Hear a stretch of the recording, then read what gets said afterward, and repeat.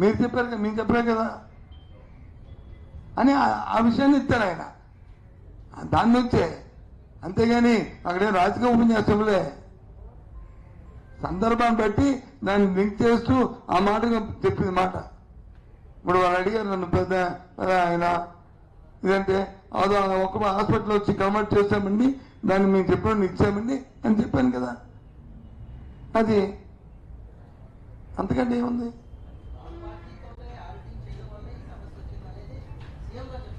Third party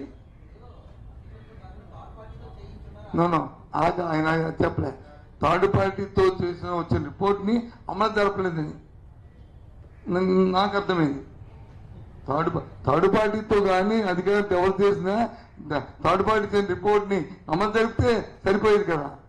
అమలు జరపని ఆ పర్యవేక్షణ కానీ మనం చేస్తే ఇచ్చిందని చేసాం, అవుతుంది. ఇప్పుడు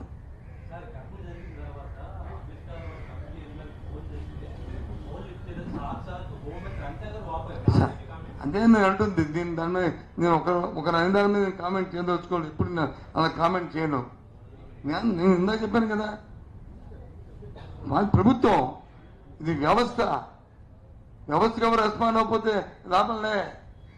ముక్కు పిండి తీసుకొస్తాం, పిల్లక పట్టుకుని తీసుకొస్తాం, ప్రపంచంలో ఎక్కడ ఉన్నా సరే. తెలుసో తెలియక ఎవరో ఏం మాట్లాడారో నాకే తెలియదు. మీరు అన్నారు కానీ ఆవిడ అందరూ లేదో నాకు తెలియదు. కానీ అబ్బాయి నేను ప్రభుత్వంలో నేను ఉన్నప్పుడైతే ఆ మాటలకి విలువ లేదు.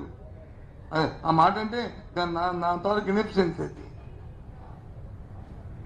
అదనగవుద్ది.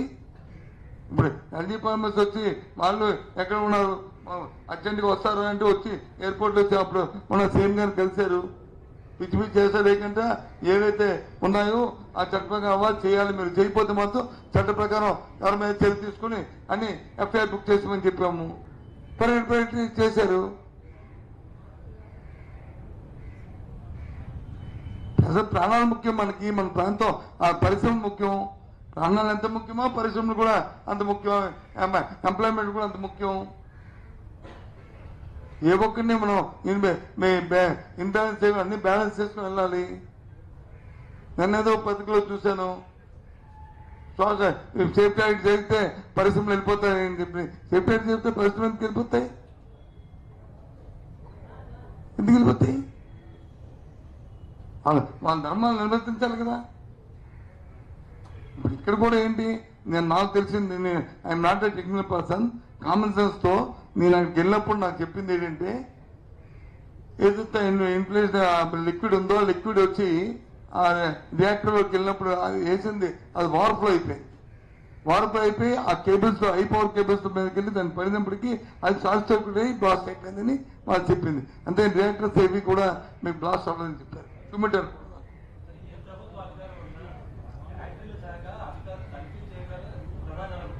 అదే ఏ ఫ్యాక్టరీలు అది ఏ ప్రభుత్వ అధికారులు దాన్ని 100% పీరియాడికల్గా వాళ్ళు తనిఖీ చేయాలి.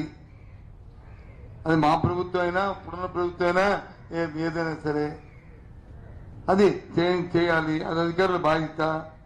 దాన్ని ప్రభుత్వంలో ఉన్న మా నాయకత్వం వచ్చి మానిటరింగ్ చేస్తూ సమీక్ష చేయాలి. అది ఎవరిదైనా బాధ్యత.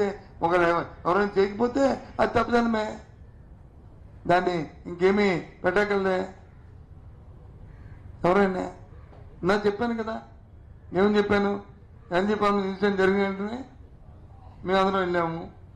మా ఇండస్ట్రీ మినిస్టర్ వచ్చారు, మా అప్పుడున్న లేబర్ మినిస్టర్ వచ్చారు, అప్పుడున్న ఎన్విరాన్మెంట్ మినిస్టర్ వచ్చారు, అప్పుడున్న ఇన్ఛార్జ్ మినిస్టర్ వచ్చారు.